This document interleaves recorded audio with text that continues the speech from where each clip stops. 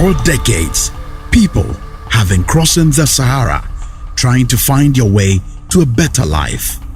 Over the last decade, the numbers have increased exponentially, and especially over the last 3 years, we have watched with horror on our television screens the perils that prospective migrants have faced, risking their lives if the vessel capsize or sink.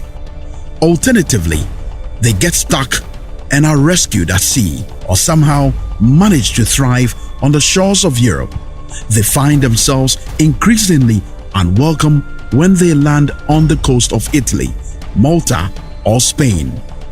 Europe is becoming more hostile to these migrants, and the rise of right-wing political parties playing on anti-immigrant sentiments is a phenomenon that is also emerging. Last month, CNN broke the news story that in Libya, African migrants were being sold as slaves. 700. 700. 800. And all over the African continent, there were expressions of outrage over the scourge of slavery rearing its ugly head once again on the African soil. Some people, they are shitting in body. When we say we want to go to toilet, it's problem. Every day they has beaten me. Look at my eye now. If some people should open their body, their fist pipe inside their private part, pipe to peace. Tell some people to open their body.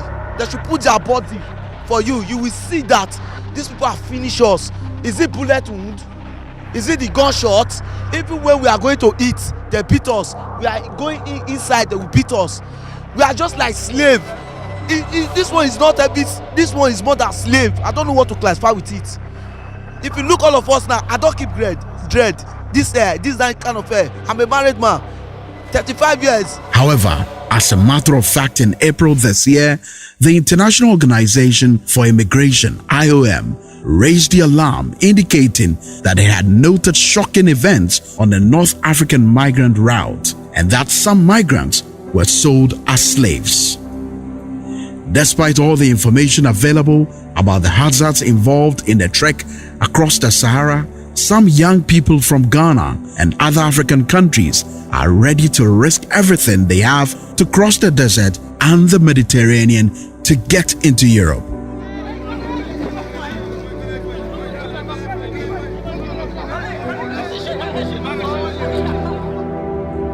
From the 29th to the 30th of November at the EU-AU Summit in Abidjan, African and European leaders met ostensibly to discuss the theme Investing in the Youth for Accelerated, Inclusive Growth and Sustainable Development.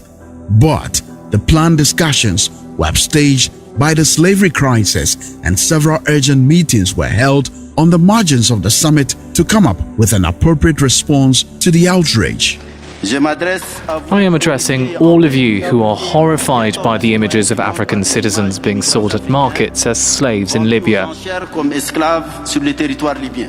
In reality, what needs to be done to dismantle the human trafficking networks which exist in all the states young people are migrating from, and who are living off the hopes that young people have that when they travel, they will have a better life? Can we provide alternative avenues for legal migration? These are some of the issues we'll look at this week on Ideas Exchange